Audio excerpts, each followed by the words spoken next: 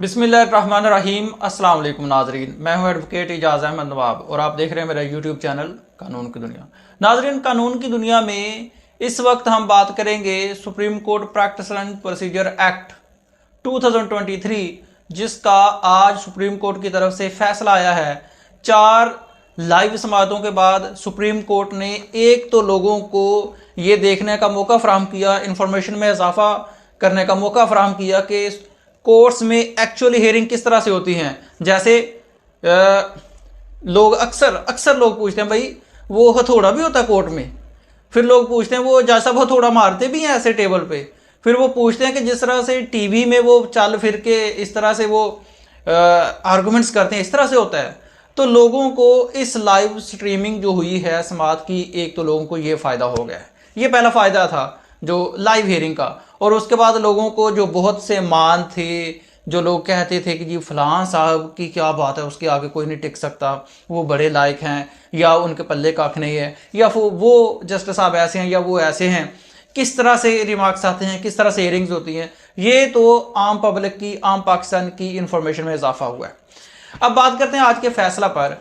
Supreme Court practice and procedure act किन हालात में पास किया गया, किन हालात में बना, किस तरह से बना, इसके पर्पसेस क्या थे, और इसका अब जो फैसला आया है इसका फायदा किसको हुआ है, नुकसान किसको हुआ है। लेकिन याद रखें, ज्यादातर जो लोग हैं वो आर्गुमेंट्स ये कर रहे हैं, वो बहस ये कर रहे हैं, उनकी इंटरप्रिटेशन ये है कि नून लीग को कोई फायदा नहीं हुआ, पीडीएम को कोई फायदा नहीं हुआ। मैं आपको बताता हूं कि इसका फायदा पीडीएम को हुआ है इसका फायदा। वो किस तरह से, वो मैं जरा आपको बताता हूं। पहले मैं आपको इसको बनाने के पर्पसेस बताता हूं। ये जब बना था, तो अगर आपके इल्म में हो, अगर आपको याद हो, तो उस वक्त चीफ जस्टिस ऑफ पाकिस्तान थे उमर अता बंदयाल साहब। उमर अता बंदयाल साहब उस वक्त हेयरिंग कर रहे थे पंजाब और केपीके में इलेक्शन करवाने की 90 डेज के अंदर। और वो ऑर्डर आया था कि 90 डेज के अंदर 14 मई को इलेक्शन करवाएं, ये ऑर्डर आ गया था। उसके बाद बाकी दीगर केसेस सुन रहे थे, जिनमें जो सबसे मेन केस था, एक ये भी था नैब तरामीम वाला केस।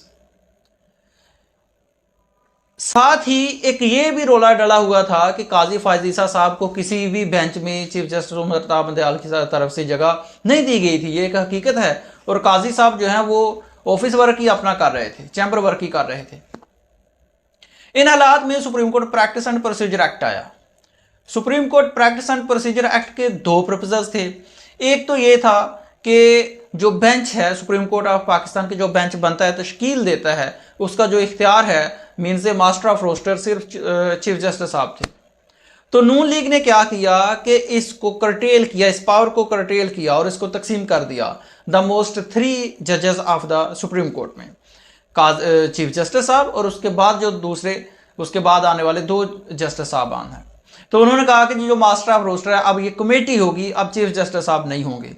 उसका पहला पर्पज ये था कि जो उस वक्त के चीफ जस्टिस साहब थे उमर अता बंदयाल साहब, उनका बेंच बनाने की जो पावर थी उसको करटेल करना।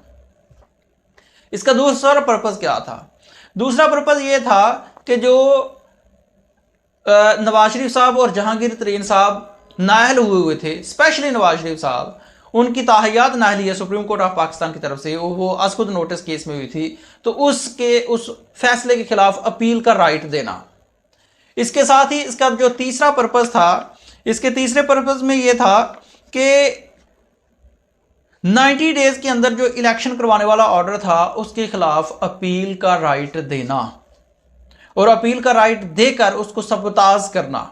इसका एक ये भी पर्पस था। इसके साथ ही साथ जो फुल बेंच बनवाना था, उसका मैं आपको बताता हूं किस तरह से नून लीग के पल्ले पड़ गया, ये भी मैं आपको बताता हूं। अच्छा, अब ये 3 पर्पसेस थे। जो पहला पर्पस था चीफ जस्टिस साहब का, चीफ जस्टिस उमर अता बंदयाल साहब की जो पावर थी बेंच बनाने की, उसको करटेल करने का, तो वो तो मतलब यूं कह लें कि बंदयाल साहब के पर काटने का।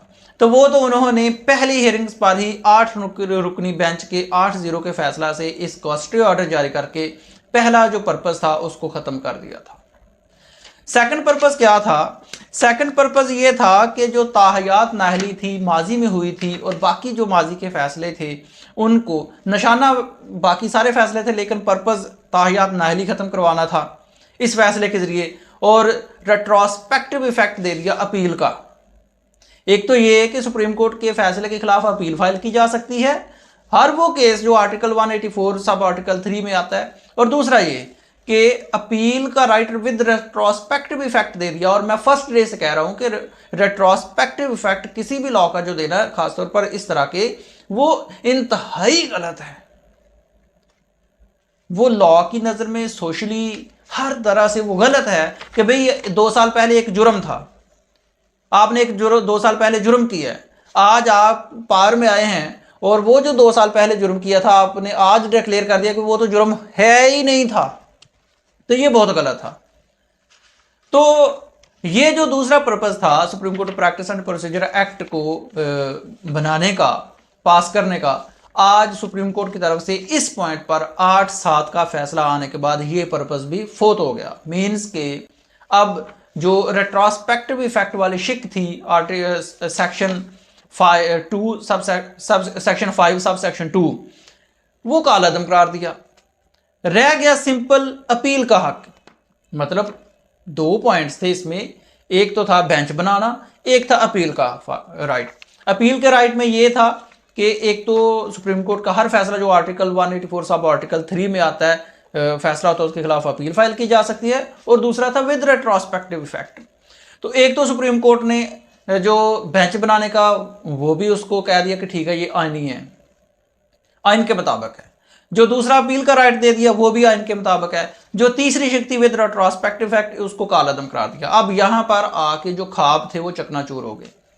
اب وہاں پر جو ذاتی انا تھی، وہ جو پر تولے جا رہے تھے، پرپز یہ تھا کہ نواز شریف صاحب آئیں گے یا یہ ایکٹ پاس ہو گیا تو اپیل فائل کی جائے گی. اس اپیل میں پھر دیکھیں اگے تو سے آنے ہوں، بینچ بننا تھا، پھر بینچ کیسے بننا تھا، پھر اس کی ہیئرنگ ہونی تھی، پھر اس پہ سٹے آرڈر آنے تھے، پھر وغیرہ وغیرہ جو پروسیڈنگز ہوتی ہیں کورٹ کی وہ آپ سب جانتے ہیں. اس لیے میں نے کہا کہ اگے تو سے آنے ہوں، یہ ہونا تھا.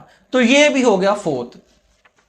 اب اس کا جو پرپس تھا 90 ڈیز والے، جو 90 ڈیز والا آرڈر تھا اس کے خلاف اپیل فائل کرنے کا اور اس کو سبوتاژ کرنے کا، تو وہ بھی فوت ہو گیا کیونکہ وہ آرڈر اس ایکٹ کے پاس ہونے سے پہلے کا تھا. اس لیے یہ جو فیصلہ ہے، یہ جو ایکٹ ہے، مینز کہ رائٹ آف اپیل، وہ بھی اس پہ اپلائی نہیں ہونا.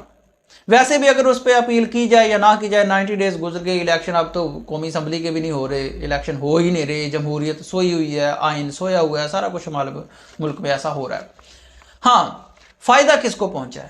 اس کا فائدہ پہنچا ہے صرف اور صرف عمران خان کو. کیونکہ کل کو اگر عمران خان کے خلاف کوئی فیصلہ آتا ہے تو عمران خان اس کی تحت اپیل کر سکتے ہیں. اگر عمران خان کی نااہلی ہوتی ہے یا عمران خان کے خلاف کوئی اور سزا کا فیصلہ آتا ہے تو عمران خان کے پاس اپیل کا رائٹ ہوگا، جبکہ نواز شریف کے پاس اپیل کا رائٹ نہیں ہے. اس لیے نون لیگ نے جو اگر مٹھائیاں بانٹی تھیں شروع میں، جب فیصلہ آیا کہ جی 10/5 سے جو اپلیکیشنز ہیں، پیٹیشنز ہیں، وہ خارج کی جاتی ہیں، اور جو supreme court practice and procedure act ہے is declared in accordance with the constitution, تو وہ جنہوں نے مٹھائیاں تقسیم کی تھی یا خرید لی تھی انہوں نے تھوڑی جلد بازی کی تھی.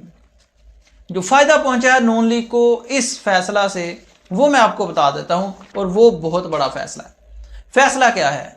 فیصلہ یہ ہے، فائدہ یہ ہے کہ نیب ترمیمی ایکٹ، اگر آپ کو یاد ہوگا تو جو نیب ترمیمی ایکٹ کا فیصلہ ہے وہ اس supreme court practice and procedure act کے بننے کے بعد آیا تھا. چیف جسٹس صاحب نے اپنے لاسٹ ورکنگ ڈے میں وہ فیصلہ سنایا تھا، اور جو نیب کے تمام کیسز تھے وہ واپس ہو گئے تھے. اب اس کے خلاف اپیل فائل کی جا سکے گی. خدشہ ہے، اب آپ کو پتہ ہے کہ جب اپیل فائل ہونی ہے تو بینچ کس طرح سے بننا ہے، اور آپ کو پتہ ہے کہ ایک بینچ بنا تھا نا ابھی پرویز الہی صاحب کی جو ضمانت ہے اس کے معاملے میں بینچ بنا تھا، اور پھر وہ ریمارکس آئے اور وہ کیس چل رہا ہے. تو اس طرح سے باقی بھی اب بینچز بنے گے تو اس کے خلاف اپیل فائل ہوگی. اس کے خلاف جو پی ڈی ایم ہے اس کو رائٹ مل گیا ہے اپیل فائل کرنے کا. تو اب دیکھتے ہیں اس کا رزلٹ کیا نکلتا ہے. بہرحال یہ پی ڈی ایم کو بہت بڑا فائدہ پہنچا ہے اس آرڈر کا. اس کو کالعدم جو قرار نہیں دیا گیا ہے، جو اس کو in accordance with constitution declare کیا گیا ہے، اس کا فائدہ پی ڈی ایم کو، نون لیگ کو بہت بڑا فائدہ پہنچا ہے. اور وہ یہ ہے کہ جو نیب ترمیمی ایکٹ کو کالعدم کیا تھا اس ججمنٹ کے خلاف اب اپیل فائل ہو سکے گی، اور یہ اپیل فائل ہوگی قاضی فائز عیسیٰ صاحب کے دور میں، اور اس پر کمیٹی جو ہے وہ بینچ بنائے گی اور اس کے بعد وہ اس کا ڈیسائیڈ ہوگا، اور اگر وہ اپیل ایکسیپٹ ہو جاتی ہے اور جو نیب ترمیمی ایکٹ ہے اس کو بحال کر دیا جاتا ہے، پھر سارے کے سارے بری۔ تو اس سے بڑا فائدہ کیا لینا تھا نون لیگ نے؟ تاحیات نااہلی کا کیا ہے، وہ تو ویسے 5 سال کر دی ہوئی ہے بائی لا الیکشن ایکٹ میں ترمیم کر کے، وہ تو پہلے ہی 5 سال کر دی ہوئی ہے، اس کو کسی نے چیلنج بھی نہیں کیا۔ یہ تھی بحث from the different angle on the supreme court practice and procedure act کا جو ورڈکٹ آیا۔ شکریہ۔